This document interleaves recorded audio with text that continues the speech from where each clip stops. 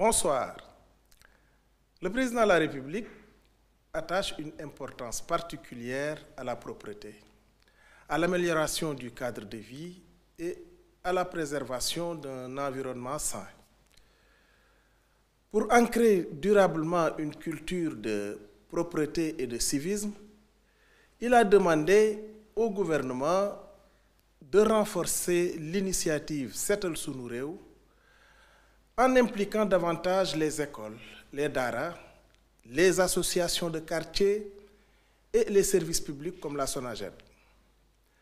Cette dynamique sera marquée par le lancement d'une nouvelle version de la Journée nationale d'engagement citoyen qui coïncidera avec la célébration du 65e anniversaire de l'indépendance du Sénégal. L'objectif est de mobiliser toute la société autour d'un engagement collectif en faveur de la propreté et du bien-être commun. L'éducation est un pilier fondamental de la vision Sénégal 2050. Le président a ainsi insisté sur la nécessité de renforcer l'instruction civique dans nos écoles afin de promouvoir des valeurs essentielles comme la discipline, la solidarité et l'excellence. Dans le même esprit, une attention particulière sera accordée aux enseignants dont le rôle est indispensable à la réussite de notre jeunesse. Une cérémonie spéciale sera organisée pour leur rendre hommage et reconnaître leur engagement. Par ailleurs, le numérique et l'intelligence artificielle occuperont une place plus importante dans le système éducatif, avec pour ambition de mieux préparer nos enfants aux défis de demain. Le chef de l'État a également souligné l'importance du livre et de la lecture dans la formation de la jeunesse et le développement du pays. Pour encourager cette dynamique, des efforts seront faits pour moderniser les bibliothèques et soutenir les écrivains sénégalais et africains.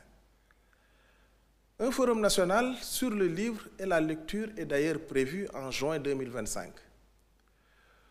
Ce sera un moment clé pour valoriser la production littéraire et sensibiliser la population à l'importance de la lecture comme levier d'épanouissement et de transmission des savoirs.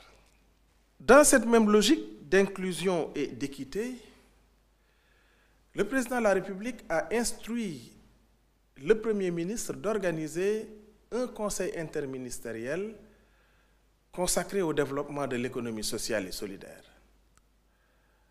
L'objectif est de structurer un cadre qui permette de créer des emplois durables, de renforcer la citoyenneté à travers l'éducation populaire et de lutter efficacement contre les inégalités sociales et culturelles.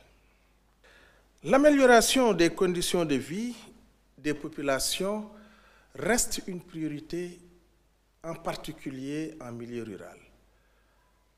C'est pourquoi des projets d'hydraulique sont en cours pour faciliter l'accès à l'eau potable dans plusieurs zones du pays.